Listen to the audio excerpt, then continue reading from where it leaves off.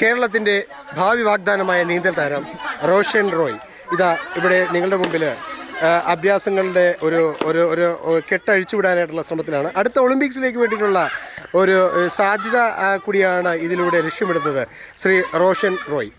താങ്കൾ ഈ നീന്തൽ കൊണ്ട് ഉദ്ദേശിക്കുന്നത് യഥാർത്ഥത്തിൽ എന്താണ്? നീന്തൽ കൊണ്ട് ഒരു കടൽ നീന്തി കിടക്കലാണ് എൻ്റെ ലക്ഷ്യം. ഓക്കെ, താങ്കൾ ഏതെങ്കിലും ഒരു കോമ്പറ്റീഷനിലോ അല്ലെങ്കിൽ മറ്റേതെങ്കിലും ഒരു ഇതിൽ പങ്കെടുത്തിട്ടുണ്ടോ ഇതിനു മുമ്പ്? ഇല്ല, ആദ്യമായിട്ടാണ്. ഓക്കെ, ആദ്യമായിട്ട് പങ്കെടുക്കുന്ന ഒരാളുടെ ഒരു സ്പോർട്സ്മാൻ്റെ ഒരു സ്പിരിറ്റ് ഞങ്ങൾക്ക് മനസ്സിലാവുന്നുണ്ട്.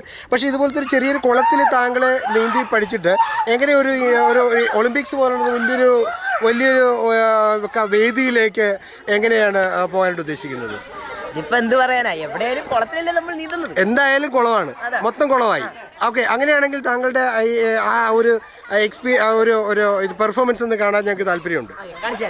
ഓക്കെ, അങ്ങനെയാണെങ്കിൽ ഒരു മിനിറ്റ്, ഞങ്ങളുടെ ക്യാമറ ക്രൂ ഇവിടെ തയ്യാറായിട്ടുണ്ട്. ഓക്കെ, അതാ വാഴത്തോട്ടത്തിനിടയിലാണ് പുള്ളിയുടെ നീന്തലിൻ്റെ എല്ലാ അഭ്യാസങ്ങളും നടക്കുന്നത്.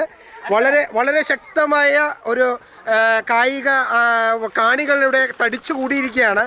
അനേകം കാണികളിവിടെ തടിച്ചു കൂടിയിരിക്കുന്ന ഈ ഒരു അവസരത്തിൽ ഇവരുടെ ഇടയിലാണ് ശ്രീ റോഷൻ ഇവിടെ അടുത്ത ഒളിമ്പിക്സിന് വേണ്ടിയിട്ടുള്ള സാധ്യത ചർച്ച ഇതിലേക്ക് വന്നിരിക്കുന്ന റോഷൻ റോയ്.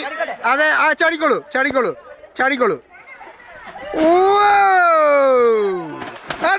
അതാ അടുത്ത് നിന്ന് ഒരുത്തരും കൂടി ചാടിയിരിക്കുകയാണ്. ആരാണെന്നറിയാൻ മേല, ചാടിയിരിക്കുകയാണ്. ചാടിയവൻ ഇതുവരെ പൊങ്ങിയിട്ടില്ല. പൊങ്ങി